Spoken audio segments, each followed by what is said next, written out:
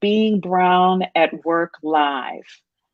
And I have to say, I have missed you because I've been on vacation the past two Tuesdays and I wasn't live. So hopefully you've missed me. And I am so excited to get right back in with another phenomenal woman that agreed to be a guest. So, we've been doing those throwbacks the past couple of Tuesdays. So now we're going to get right back into some live, extremely valuable content tonight. So let's jump right in. Vani Rao is a director leading the office of the Chief Information Officer of an industry leading privately held financial group. She is a business focused leader known for developing high performing teams. With over 25 years of experience, Vani is a versatile collaborator who possesses strategic and tactical acumen, business and technical savvy to partner with key business and information technology leaders to enable businesses to achieve their strategic goals. Vani is passionate about mentoring and feels that mentoring as her way of giving back to the community. She primarily focuses on minority and immigrant women and men, and particularly who are the first in their families to go to college. Vani holds a BA in mathematics and information systems from Hood College and an MA in computer science from Wayne State University. Welcome, Vani, to Being Brown at Work Live. Thank you very much, Linda. Good evening to those of you who are watching, have joined, but I am honored and glad to be part of this. I'm so excited. I'm so excited. Vani and I go back a few years, met at the previous company that she was at, and have stayed connected and graced me with the willingness to be a guest on this show. And as you guys have already seen, the title is The Value of Mentorship, something that's so extremely critical to people's careers. And Vani, I think, a lot of times they don't understand the value of it, especially throughout a career. A lot of people think of mentorship in the early parts of the career, right? But not sustaining it throughout. You're passionate about mentorship. Tell us why. Why is that a passion of yours? So I have to go back several decades. When I started out in my career, a couple of decades ago, fresh college grad, an immigrant to boot, I had no connections in the workplace or outside. I didn't know anything about mentors, coaches, or even sponsors. There were no women resource groups, no mentoring circles at my workplace. So it took me years to learn about mentors and the benefits that they bring in. Right. So I came to understand the value of mentors. I want to say several years into my career. And I said, I realized how important that is. And that's when I started, when I attained a certain position, I said, this is what I'm going to do. I am going to be part of mentoring circles or individual mentoring as a way of giving back. Giving back. Yeah. So Vani, let's talk a little bit about your experience coming in when we didn't have, like you said, women resource groups, and it wasn't the thing, years ago. Or if it was, it may have been because you weren't exposed to it, right? Having access to that information and that knowledge, being an immigrant woman, a woman of color. So, throughout your career or early on, did you get a mentor?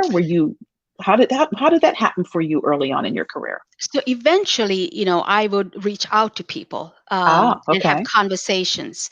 I would look for, people who share the same values as me, honest, can be trusted, willing to embark on a relationship, it's a long-term relationship. So I reached out to people and people who have made it, achieved some personal and career goals in their lives, and ask them whether they'll be willing to talk to me. I may not necessarily say be my mentor, but are you willing to speak with me? But the relationship is indeed mentorship, right?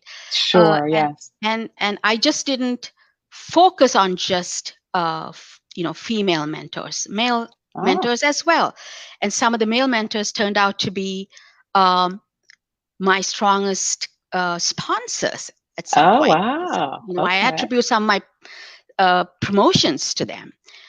So yeah, so that's how it is. Like reached out, had conversations, initially informal, but one-on-one. Um, but nevertheless, right? And Yes. more than one I mentor. was going to ask you, yeah, I was going to ask you, how many have you had or do you have today? Um, I want to say it. I have about five today over a Wow. period of Okay. time for various Okay. things, right? For various Yes. things, I gain something from everyone uh, because Mm, of their specialty. I have a friend and mentor um, who is in HR. She has wide and deep experience. She brings to bear a lot of lessons learned throughout her career mm, that she shares with me. Right, answers questions, advises, and so on. Um, People who have been in different industries, not hmm. necessarily IT. So Right. I get a wide variety of mentors, and I leverage each of their skill sets and expertise. Wow, I think that's extremely important for the ladies that are watching us live now. Hi, join Kiana. I noticed she just joined and said hello. I think that's some valuable nugget right there is to not be tunnel visioned when you're looking for that relationship connection that can grow into mentorship, right? So you spread yourself out. Like you're in IT, but yet you have a mentor that's in HR, and I'm sure you probably have a mentor that might be in finance or, to your point, a totally different industry that you're in. Such value from getting a broad perspective, right? Would you not say? And experiences. Absolutely, Yes, absolutely. yes, yes. And so, Vonnie, as you've been thinking about the fact that you wanted mentorship to be your way of giving back. Uh, why don't talk a little bit about the mentee mentor relationship? So, what responsibilities do you hold as a mentor, and what responsibilities does the mentee hold? First of all, I mean, so we probably need to talk about what mentorship is not, right? To arrive at that. Ah, oh, I love it. Okay, yes. So mentorship is not a therapy session, right? Mm, Mentorship um, is not where you get prescriptive uh, responses or direction to your challenges. Uh, it's not something that you take lightly. It's a two-way street. yes. So those are the important things that mentors and mentees need to keep in mind, right? I There is love it. Yeah, Bonnie, I don't mean to interrupt you, but I want to repeat that again because I think that was so beautiful. And Bridget just joined us. I think you know who Bridget is. yes, She just says hello. I think that those are some valuable nuggets. Mentorship is not a therapy session. Mentorship is not where you get prescriptive solutions to your problems. And mentorship is a two-way street. It's not just one. That was worth repeating. That was great, Vonnie. Go ahead. You were going to offer some more. so going back to that, so what should we look at? It's a long-term commitment. Um, it's accessibility of the mentor, right? Mm, Being available. hmm. That is critically important. Um, it's it's also it behooves for the mentor to sort of set certain guidelines, what's expected of the mentee, and the mentee to come prepared with what the goals are. Oh, yes. Yes. I don't Yes. think people often think about a mentorship relationship requiring goals. I love that. I just entered into one, and we talked about that our first session. What are your expectation? What are the goals? So I love that. I love that. Yeah, and so it's setting up some goals, some guardrails, Mm-hmm. cadence in meeting, Mm-hmm. uh, touching base regularly. Um, well, a mentor sometimes can help see through some personal challenges, but mostly it's business, right? So a dialogue, Hmm. it's honest and frank dialogue, and feedback from the mentee, sort of a checkpoint to say, as a mentor, am I doing what I'm supposed to be doing to help you move Yes. forward? So those things Yes. are critically important as well. Yeah, and Vonnie, let's talk a little bit about, I mean, you just mentioned, possibly some personal things, but it's mostly business. But we do know that, that there's a soft side to business, right? The interpersonal skills piece. And a lot of times that can be, uncomfortable to get the feedback on or uncomfortable to share. So how critical is it? I mean, you just mentioned honesty and openness. How critical is it in your mind? Well, let me just ask you this. Define to me what you see the good qualities of a mentor are. I think that's where we'll go. What Good are the good? qualities. Yes. What are the qualities? What are excuse me, qualities of a good mentor? Let's do it that way. Good listener, Aha. empathetic, non-judgmental, Oh. Oh. Yes. and realize that you are there to provide some kind of support to your mentee, but not, again, set their direction, not prescriptive. Aha. Aha. That's where that I think those two go together, being non-judgmental and not Prescriptive. prescriptive, right? I mean, we could believe or think that somebody should do something in a prescribed way because we have done that as a mentor, but it worked for us because of who we are. It didn't may not necessarily work for them. So I love that piece of not being prescriptive. I think that's Absolutely. extremely important. See, you can share your experiences. So that's one benefit, right, that you bring as a mentor. You can share your experiences so people don't, or lessons learned. As human beings, we make mistakes, Mm, right? mhm, So mhm. lessons learned and share that with your mentor. But that the way you approached certain things may not be the right approach for that mentor, mentee, Yeah, right? yeah, Perhaps changes may have to be made, but nevertheless, it's sharing of knowledge, lessons learned from yes, your experiences. yes, And absolutely. So, Vani, I want to dig into a piece that I know around this subject that I know exists and is more prevalent for women and more prevalent for women of color as a whole. So, our audience is women, and our audience is consists of women of color, and that's accessibility, right?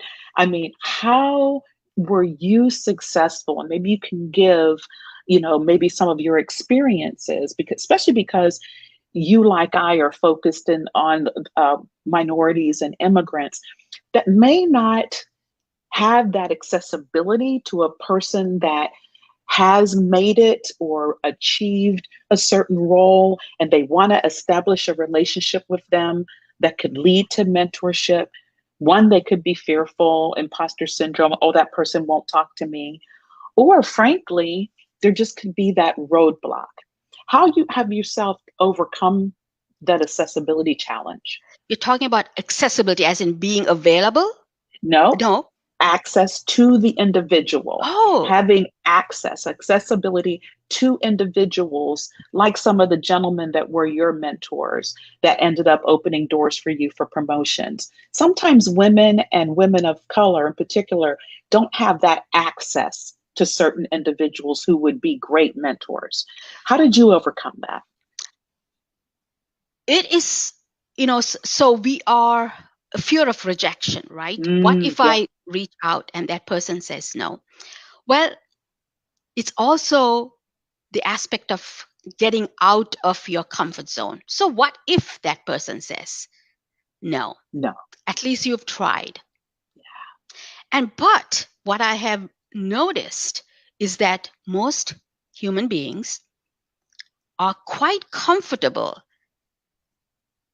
in responding, positively and saying, yes, I do not mind talking to you. So it's just that getting over that initial fear of rejection or fear of someone saying, I don't want to deal with you. I have no time for that. if you can get past that, I think the rest is easy. You Oh, do it a couple of times, yes. it becomes quite easy. Quite easy. Yes, Bonnie. And you touched on something that I often talk about, and that's is we can kind of get in our own way, right? We put those thoughts in our head that, oh, he wouldn't talk to me, or she's not going to have time, or yes, the fear of rejection, which some people do say no. And it could be because they don't have the time, Yep. or they know themselves that they're not mentor type material, may not have anything to do with you as an individual. So I'm so glad you shared your thoughts on that, because I find quite often you're right. Most human beings, 9 times out of 10, one loves sharing things about themselves and want to help, want Yeah. to extend that helping out. So this always happens as we're going into these conversations, and I want to make sure there's enough time for you to give, Vani, to our listeners, maybe 3 to 5 key either steps. Well, let's start with this. What are some real solid reasons that you think women should get out of their comfort zone and really reach out and establish these mentorship relationships? Be the first question.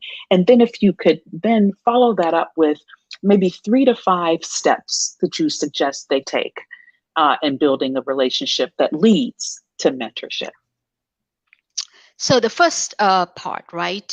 Why should you reach out and establish mentor relationships, right?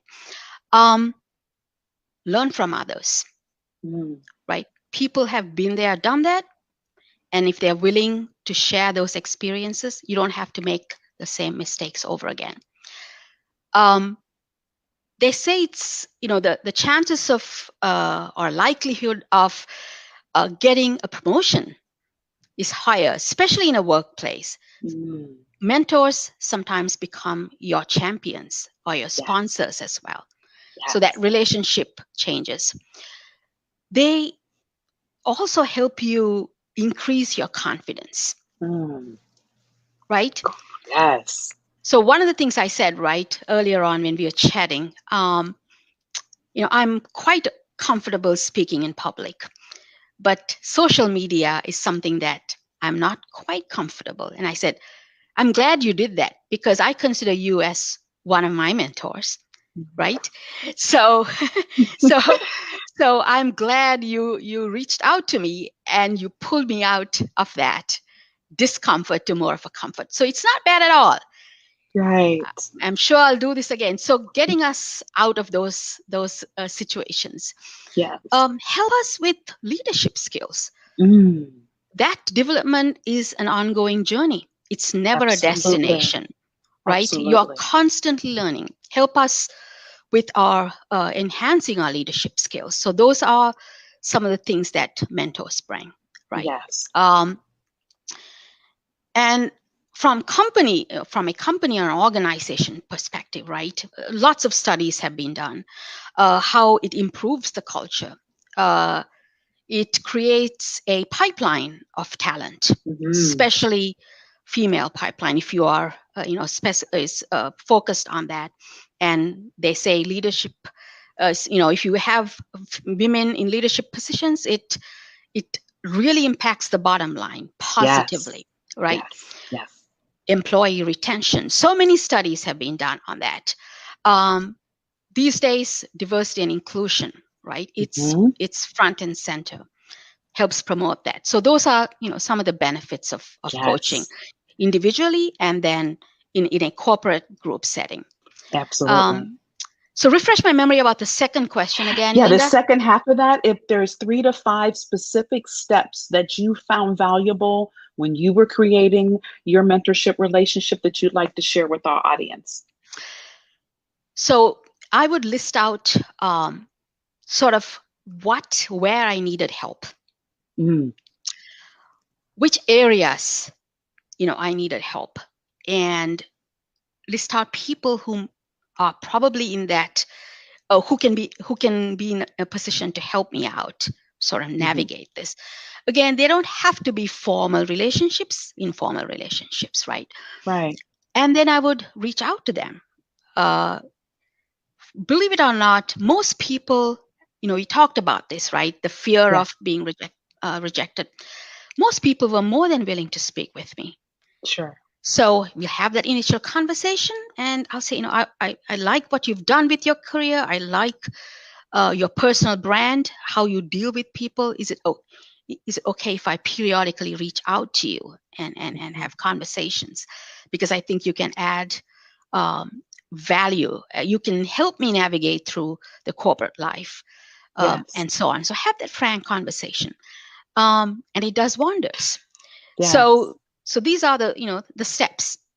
Yes. And I think you started with a very critical one, and that's listing out the areas, your gaps, the Yeah, areas you want to strengthen. yeah, And so that you can make sure that there's some intentional, back to your earlier point of having goals for the relationship.